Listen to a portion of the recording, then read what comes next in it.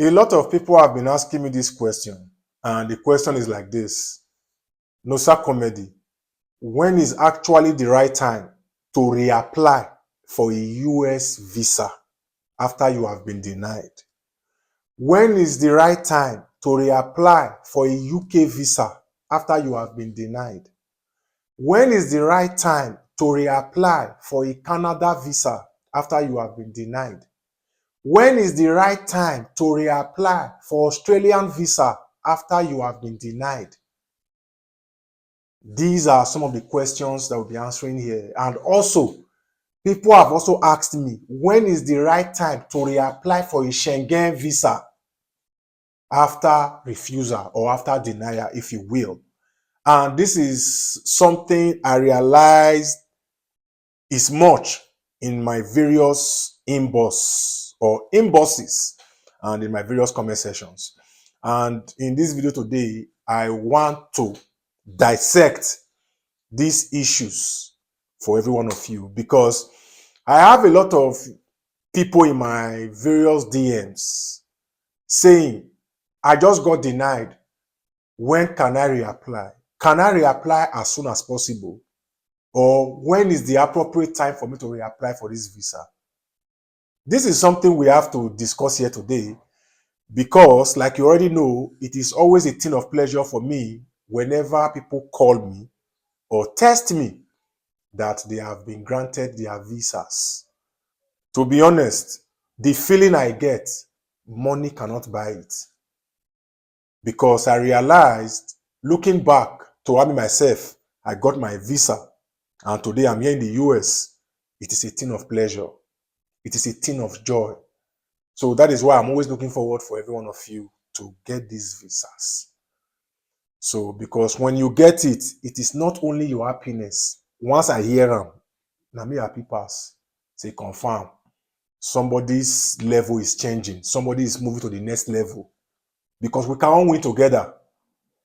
If you have been watching my program, being in Africa, being in Asia, and through here you got updates that took you to Europe, America, Canada, UK, it is a thing of joy. So that is something I'll be discussing here today. And for those of you who are just coming across my channel for the first time and you are seeing my face for the first time, my name is Nosa Comedy, and my fans all over the world, they've given me many names now. And few of those names are the man with the remedy, and also they call me Nosa with the source from the source. Because right here we bring legit information, and sometimes when we bring this legit info, people are not too happy with it, because many of us, we like to be pat at our back and sugar-coated skaya. So we don't do that here. I like to say things the way they are. You understand? So, because like I've always said in my previous videos, lies run sprint, truth run marathon. So that is how it is. So please give this video a big thumbs up so that you too can recommend this video to other people who they're interested too. And also, please subscribe, because right here a lot is happening. We just clocked 31K. I want to say I love every one of you right here that are supporting me. Please keep supporting me, because we are building communities, or we are building a community of winners. You understand? So that's what it be. So let's go into this video proper right now. Now, when is the right time to reapply for a visa after you have been denied? This issue is wide. That is why I'm going to take my time to break it down to you. Please, I want to analyze things, because you know why? When you miss this kind of information, you realize that you will continue to throw away millions of naira, millions of CFA, thousands of dollars, thousands of cedis. No, relax. Now, one, if you get denied a visa, and that visa you got denied of, or you got denied, there is an information you are supposed to add that you did not add. And you got a message or a response. Now, let's say I will use Canada as a case study and I will use US as a case study. Now, let's say you applied for a Canada visa. Obviously, you don't go for interview. You just submit your application. Now, if you get a decision message that states that you have been denied, and the reason is that you were denied because your ties to your country wasn't sufficient enough. In this case, you can even reapply, maybe like a month after your denial. Now, if you are reapplying in a month, you have to make sure that that reason for which that visa was denied was corrected, was improved upon. So if you are told that your ties to your country is insufficient, you can work on your ties to your country and make it sufficient. So by so doing, from what I understand, you can reapply for a Canada visa anytime after your refusal if you are including information you did not have in your previous application. So it is on that basis you can reapply anytime.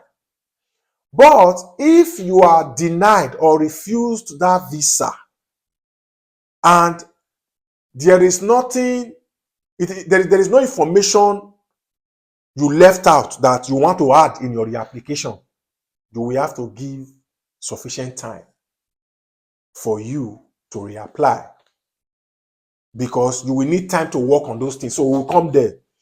Now, let's say you go for a US visa interview. Let's say we're using a tourist visa here, the B1, B2 as a case study. Let's say you go for a US visa interview and during the process, you went to the interview and you got denied. Now, when is the right time for you to reapply? Here, for the US, it is slightly different because don't forget, for the Canada, you don't go for interviews. You just submit your credentials, your application online. So let's say you apply for a US B1, B2 visa. You got denied because they told you insufficient funds, that the money you are earning is not enough to sustain you in the US. Let's say you went to this US visa interview and at this time, I'm going to use Naira as a case study here. Let's say you were earning, let's use 100,000 Naira, for example. And when you went to that visa interview, the visa officer, after asking you a series of questions, then told you that this visa cannot be granted to you because your funds are insufficient. The money you earn is not enough to sustain you in that country. On this basis, if your denial is like this, you cannot apply immediately. The reason why you cannot apply immediately is that if you were told that you earning 100,000 Naira, that money was too small, because the issue is that US want to really give these tourist visas to people who want to really come for tourism purpose, vacation purpose, and eventually go back to their countries. And to prove that you can go back to your country is for you, one, you have a job that pays you well.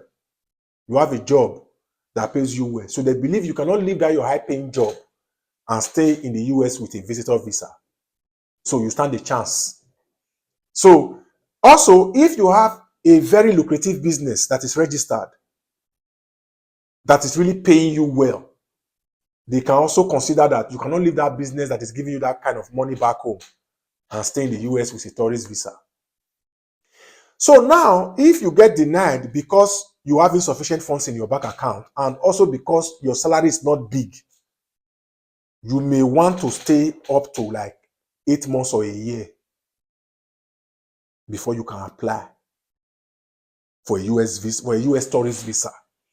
The reason being that if now you want to tell them that you are now earning maybe like 300,000 Naira a month, and ordinarily they will need maybe a bank statement of like 6 months or 4 months or 3 months, as the case may be.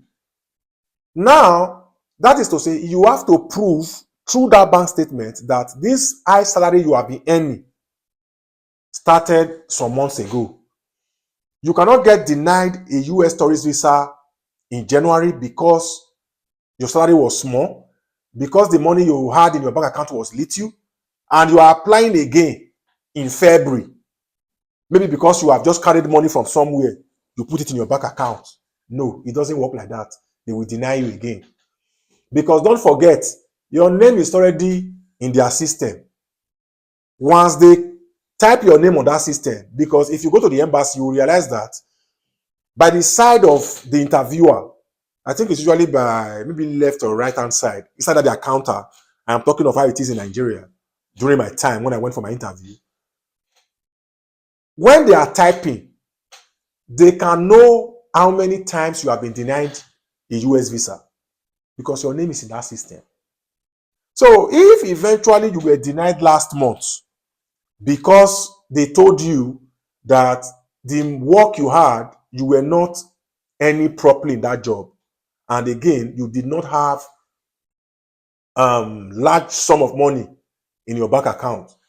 So how come after 1 month you were denied, you are coming back again the following month to come and reapply? Maybe obviously because you have carried money from somewhere to put in your bank account. This is how they think. They will just assume it. So that is why if you got denied a US B1, B2 tourist visa in January, for example, to reapply again, I will advise you to wait like a year or maybe 9 months. But if it's for like a US student visa, maybe you got denied September, maybe because they felt like insufficient funds, and that admission will be, if the admission is deferred to January, you can then get money from anywhere or get somebody to sponsor you and reapply for that same student visa for January. And that application will need to be done by November or December, because don't forget, your admission has been deferred from September to January. So you will have to start the application process way ahead before your resumption date. So this is how it's done. So it depends on the reason for which we were denied. Now, let's say, and this applies to the rest countries like Australia, UK, Schengen. Because where many of you are making this mistake is that you get denied a visa today. You are carrying money from somebody, 10 million, 20 million. You are putting your bank account to apply next month. Obviously, you have just told them. Because before you got denied the first time, that 20 million was not in your bank account. And they will also see it as desperation. Especially if you have said you are going for tourist purpose. Because in their head, it is not only US you can go for tourism. That is why I have said many times, for you to get visas, you have to start thinking like a visa officer. Because the way many of you are applying for these visas, if you were visa officers, you will not give somebody that is using that your same application pattern a visa. So why would they give you? If you were a visa officer, you will not give somebody that visa. So what makes you think that if you apply that same way, they will not give you that visa? No. Because this visa package is broader than many of you are looking at it. And many of you, whatever your travel agent tells you is what you take. And you believe your travel agent knows best. No problem. People are beginning to see that right here. I know what I'm saying, even though I'm not a travel agent, even though I don't do visas. I know what I'm saying because you don't pay me. It was not a travel agent that processed my visa for me. It was not a travel agent that paid my visa fee. Let me go pay visa fee by myself. We run application, do everything. Not be travel agent. Submit my application, not be in fill am. So I know what I'm saying. And today I'm in the US. It's not like I'm bragging about it. I'm just giving you that line for you to know that you can also do these things on your own. So now, imagine you are traveling. You applied for a US visa. We are still using the B1, B2 visa here. Then you went for the visa interview. They now told you that the ties to your country is not enough. Because especially for those of you who are single, you are applying for a US visa. You don't have a good job. You don't have a wife or a husband. You don't have kids. You don't have businesses or business. You don't have assets, properties, and you are applying for visas. Now, if you are applying for a tourist visa, if you don't have all these things I have just mentioned, what is now your ties to your country? Because obviously, even though you have a job, that job is not high paying. We assume that you can leave that job and stay in the US with a tourist visa. That is why it is very, very important for you to give them a reason that is solid and strong enough to convince them that surely this guy will come back to this thing. Now, let's say you have applied to come for a conference here in the US or Australia, but let me just use US because it's the same thing. Because there are many people who are applying for US visas are much than those applying to go to Australia. That is my guess. It's not like I have a statistics to this, but from what I have heard, people applying for US visa, they are much. People applying for US visas are much. So now, you have applied to come for a conference here in the US. Now, maybe that conference is in 6 months. You applied for a tourist visa, B1, B2, to visit. And when you are applying, you don't have a job, or maybe you have one small job. You don't have a registered business. You are not married. You don't have children. You don't have properties. That is to say, you don't have ties to your country. So on this basis, the visa officer will just assume that because you don't have anything that will bring you back home, you may most likely use this visitor visa to Jackpot. And for that very purpose, they will just deny you. Straight. So I am just telling you through this avenue that if you cannot prove beyond reasonable doubt to the visa officer that this tourist visa, if given to you, will be used solely for the purpose for which you have applied for that visa, which is to come to that country for conference, to come for recreational purposes, to come for vacation purposes, to come for tourism purposes. If you cannot convince them this is the reason you will come for, this is the reason why you need to be given these visas, they will not give it to you. Because whatever you think you know, those visa officers, they know before you. Because they are there in your country. They are on social media. They have social media teams that are telling them what is trending. So whatever you think you are the only person that knows, you have to wake up, you are still sleeping. Most of the things we know, they know it. That is why it is very, very important to do things the right way. These visa officers don't really enjoy denying visas because tourism is one of the aspects where US make millions of dollars every single year, if not billions. So they want that money to keep coming. And for that money to keep coming, they need to give these visas to people who are really coming here for the purpose. Even though say many of them want to come here, can't change them. But it is important make you do it the right way. You understand? So what I'm just telling you here is that you can apply anytime depending on the circumstance that led to your visa denial. So I am just saying here in summary, you can reapply for a visa. You can reapply for a visa if you are including information you did not have in the previous one that got denied. But if every information you added in that first one that got denied is still going to be the same thing you want to use in this one, in this your reapplication, it is very, very important to take some time. Improve on every aspect of your application.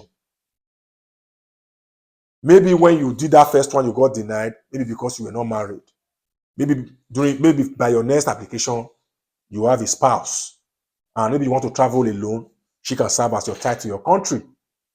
Maybe because you didn't have a good job before your next application, you may have switched jobs, and now you have a lucrative job that is giving you big money.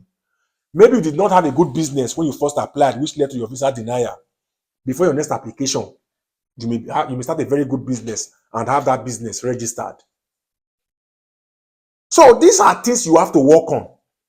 It's not by reapplication. If you reapply with the same application you made that got denied, you will get denied again.